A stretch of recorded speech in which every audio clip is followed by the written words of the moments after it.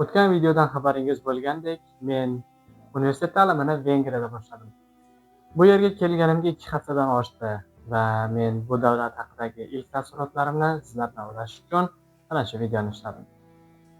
Bu videoda siz nega Vengriya Yevropa ittifoqida bo'la turib, Yevropol birligiga hali hanuz o'tmaganligi, tub aholisi xristian bo'lsa-da, tarixiy jihatdan turk millatiga aloqador ekanligi, nega bu yerda alkogol suvdan arzonroqligi va Vengriyada yashash sizga qancha qimmatga tushishi mumkinligi haqida bilib olasiz.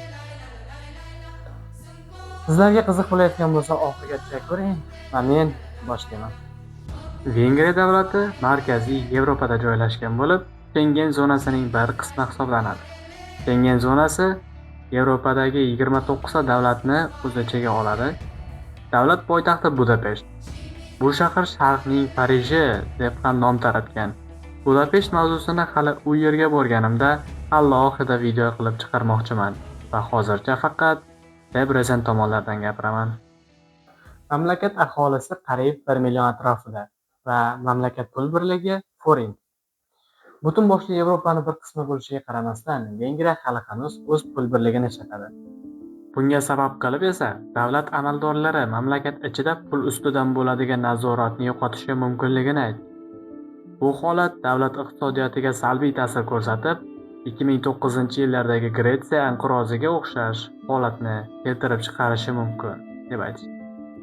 Shuningdek, bu yerda siyosiy ta'sir ham mavjud. Rossiya va Ukraina o'rtasida bo'layotgan urush ham Vengriyaning iqtisodiyotiga ta'sir qilmasdan qolmagan. Urush asosiy sabablari Ukrainaning Yevropa ittifoqiga qo'shilish istaklari bo'lgani uchun Vengriya ham o'z iqtisodiyotini butkul Yevropa standartlariga o'tkazishga shoshilmayapti deb ishoniladi. Har qanday holat yuz berishi mumkin har holda. Vengriyaning rasmiy so'zlashuv tili vengrcha, ya'niki magyar deb ham yuritiladi. Oldingi videoimda odamlardan eshitgan fikrlarimga tayanib, vengr tilini turkiy tillar sanasiga qo'shgan ekanman. Keyinroq bilishimcha, vengr tili Ural tillar oilasiga kirar ekan. Lekin bu magyar tili grammatikasi va atoqli so'zlaridan juda ham turkiy tillarga o'xshab ketadi. Buning sababi esa vengrlar yurti tarixda katta davr mobaynida Ottoman imperiyasi, ya'ni Turklar imperiyasi hududiga kirganida. Shuncha davr mobaynida ular tillarida turkiy strukturani moslashtirib kelishgan. Xuddi biz o'zbek tilida ruscha parazit so'zlarni ishlatganimizdek. Bu fikrga to'xtalganimga ko'p ham o'tmay, men bir mahalliy inson bilan tanishdim. Nafaqadagi davlat xizmatchisi bo'lgan bu odam tarix shaydosi ekan. Monumentlar haqidagi qilgan sharhlaridan shu narsa ayon bo'ldiki, magyarlar bu turkiy xalqlarning bir bo'g'ini.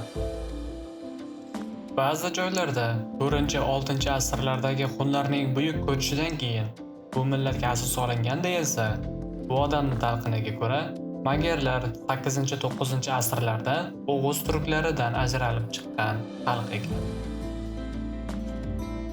Ertaroq aytganimdek, Vengriya aholisi asosan xristianlardan tashkil topgan.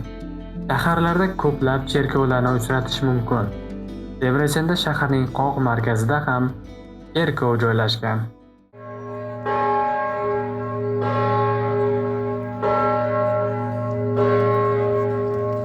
Islom diniga keladigan bo'lsak, afsuski bu yerlarda birorta ham masjid ko'rmadim.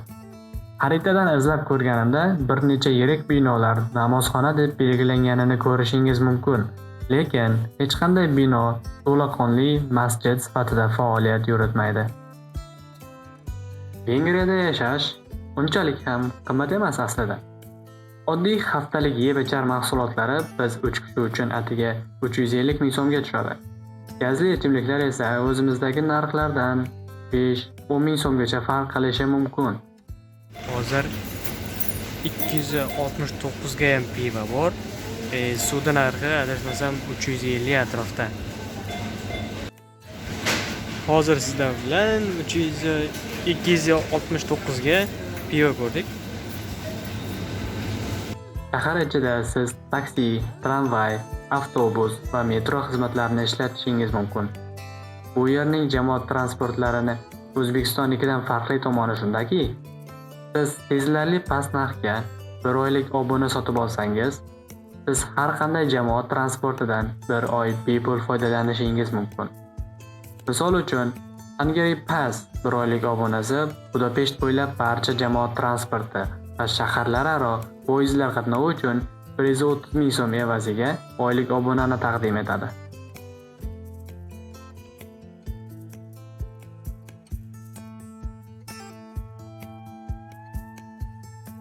Vengriyada 12 yillik ta'lim tizimi mavjud, lekin faqatgina 9-sinfgacha o'qish majburiy va undan keyin o'quvchilar xohlasa gimnaziya, litseylarga topshirishi mumkin yoki shunchaki tugatishi mumkin menimcha. Vengerlar hayot tarzida punktuallik muhim rol o'ynaydi. Bu yerda navbat qoidalariga amal qilish juda muhim. Davlat idoralariga borishdan oldin uchrashuv belgilab qo'yish tavsiya qilinadi. Bu yerda hamma narsa soatma-soat va sekundma-sekund yo'lga qo'yilgan. Lekin odamlarni unaqa shoshilgan holda ko'rmaysiz. Ko'pchiligi ochiq ko'ngil va xotirjam odamlar. Mahalliy aholi kunduz o'z ishlari bilan band bo'lishadi va ko'pincha ishdan keyin kechki soatlarda shaxsiy hayotlarini boshlashadi. Vengerlar qiziq gapi bor ekan. Bu yerda kafelar kunduz kuni faqat o'quvchilarga xizmat qiladi. Kechga esa vengerlarga.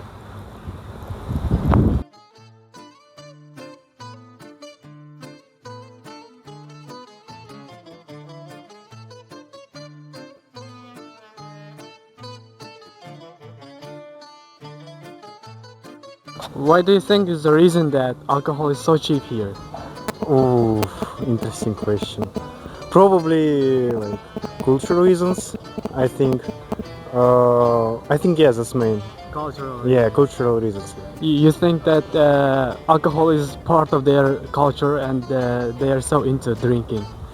I don't think they actually into drinking right now, or like it's actually like that's important. But how to say it? Like, I think it's like yeah, I think yeah. In fact, I'm gonna lie, probably yes. Drinking. Thank you so much. Thank you for the interview. Yeah. Would you? Thank you. Speak English. Bular ham mediaga qo'rqib bana qilar ekan, bizga o'xshab, mediadan qo'rqishi bor ekan. Hello, mister. Do you speak English? Thank you.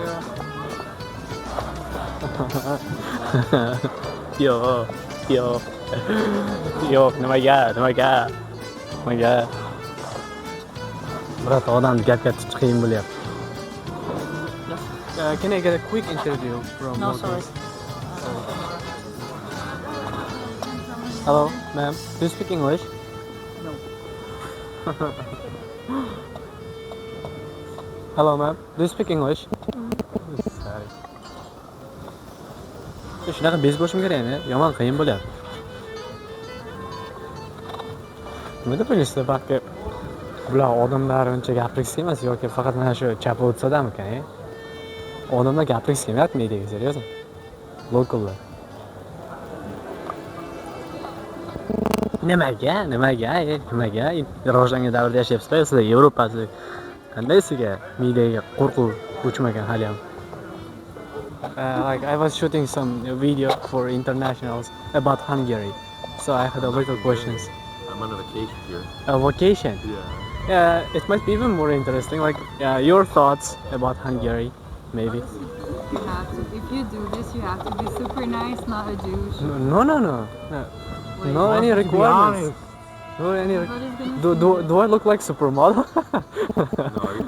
What kind of ease are you? Endigina eng yaxshi fikrlarni bergan akani topdim deganimda kameram o'chib qopti. Oh my god. Vah. Oh hell no, man. What the fuck? What the? Get your ass on, boy. You get your goddamn. Yana ikkita fakt.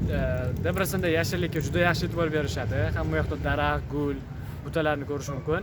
Yana biri arxitektura faqat urf-odatlarga sodiq qolgan, zamonaviy qurilishlar kamdan kam ko'rish mumkin. Yana qo'shimcha savollar berib ko'rishdi. Misol uchun, mahalliy aholining chet elliklarga muomalasi qanday? Halol ovqat topish qiyinmi? Va Vengriyani iqlimi qanday? Aholi juda ham tolerant. Ko'chada har 4 tadan bir kishi chet ellik ekanligini ko'rishingiz mumkin. Balki undan ham ko'pdir. Va vengerlar ularga boshqa tilda murojaat qilganingizda hayron qolishmaydi. Ular uchun boshqa davlat aholisini ko'rish oddiy hol. Ular yordam so'raganingizda ochiq ko'ngil bilan yordam berishadi. Debrecen shahrida musulmon odamlar qatlami ham kichik emas. Talab bo'lganligi kabi taklif ham mavjud. Bu yerda halol ovqat topish qiyin emas. Shunchaki sotib olayotgan mahsulotlaringiz tarkibini yaxshilab ko'zdan kechirsangiz bas. Bu yerda qish keskin sovib ketmaydi, lekin doimiy sovuq ko'rinishga ega. Bizning iqlimdan farqli tomoni, osmon ko'p muddat bulutli bo'lib turadi va yomg'irlar ham juda ham ko'p yog'adi. Menda hozircha shular edi. Bu kabi kontentni qo'llab-quvvatlamoqchi bo'lsangiz, menga obuna bo'lishingiz va like bosib qo'yishingiz mumkin. Ko'rishguncha.